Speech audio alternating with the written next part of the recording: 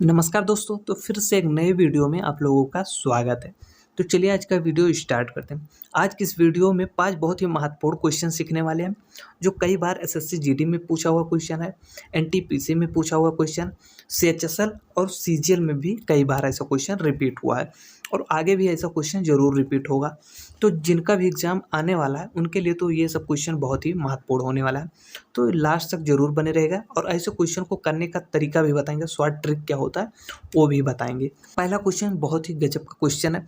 देखिए, ज़्यादातर स्टूडेंट इसे कैसे करते हैं, गुणा करते हैं, फिर इनका गुणा करते हैं, फिर इनका गुणा करते हैं, फिर घटाते हैं।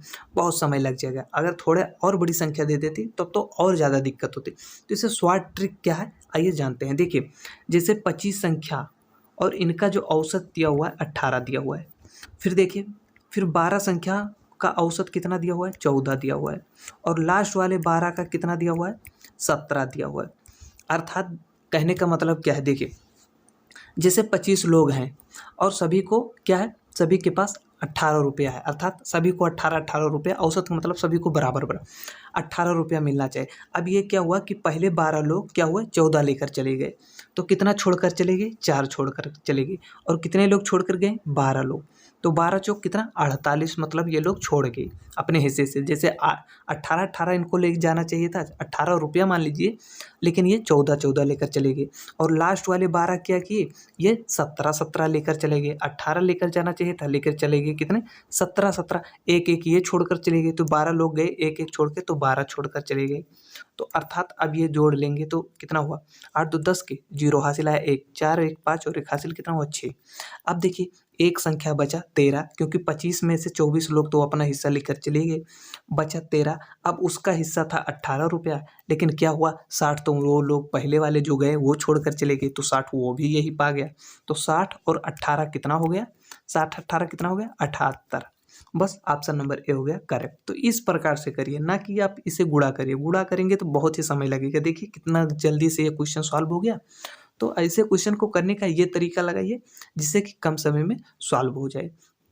तो चलिए दूसरा क्वेश्चन देखते हैं। देखिए, दूसरा क्वेश्चन भी बहुत ही लाजवाब क्वेश्चन है। देखिए, 5 संख्याओं में से 4 संख्याओं का औसत जो है 5वीं से दुगना है। तो अब क्या करिए, आप 5 संख्या लिख लीजिए, जैसे कुछ भी ले, ए बी सी डी और ई ले लीजिए इस प्रकार से। और क्या है, 5वीं संख्या से दुगना है ये चारों संख्या, तो इसे 2x 2x 2x और 2x, ये सब डबल है। इससे 5वीं से ये चारों क्या हैं, डबल है। अब देखिए, फार्मूला तो आपको पता ही होगा, क्या,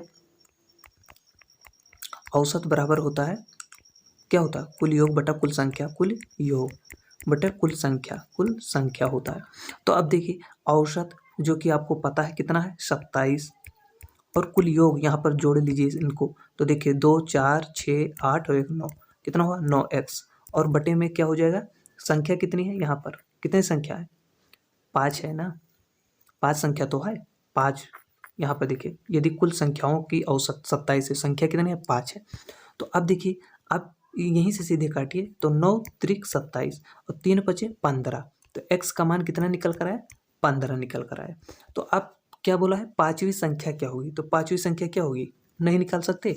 x का मान कितना हो गया, 15, तो ये संख्या कितनी होगी, 15 होगी।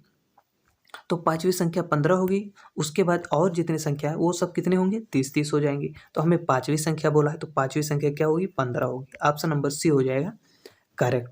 तो इस प्रकार से ऐसे क्वेश्चन को आप कर सकते हैं। चलिए अगला क्वेश्चन देखते हैं।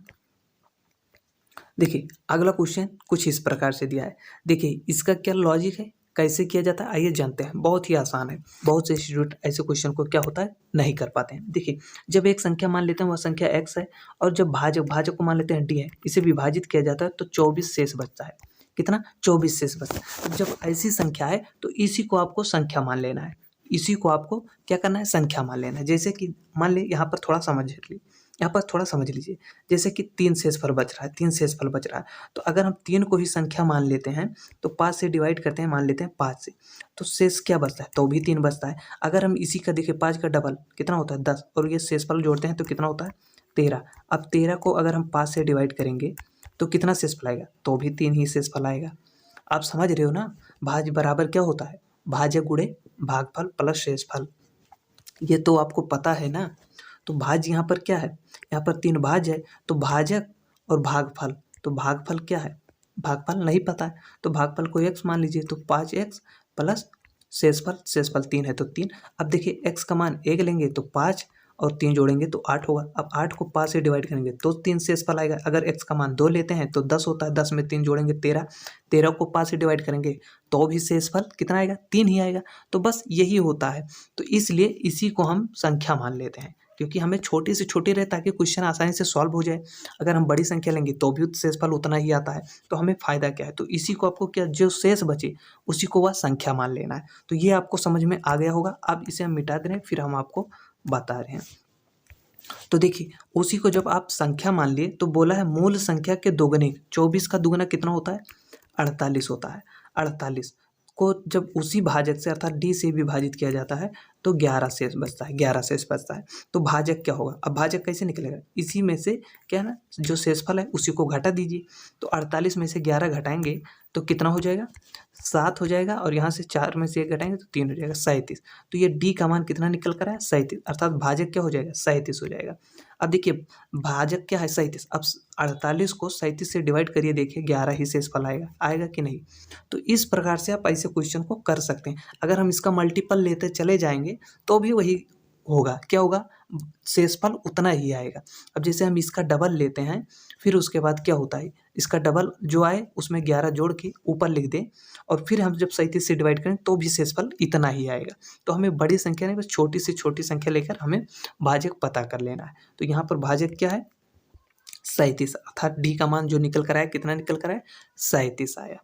तो इस प्रकार से ऐसे क्वेश्चन को कर सकते हैं, ज़्यादा आपको फंसने की ज़रूरत नहीं है। ऐसे क्वेश्चन को ऐसे ही आपको कर लेना है, जो शेष बचे उसी को संख्या मान लेना है। अब यहाँ पर दोगुना बोला था तो इसी का 24 का डबल मान लिए, और उसके बाद जो शेष बचा था उसी को घटा दिए, तो हमें क्या हुआ, भाजक पता हो गया।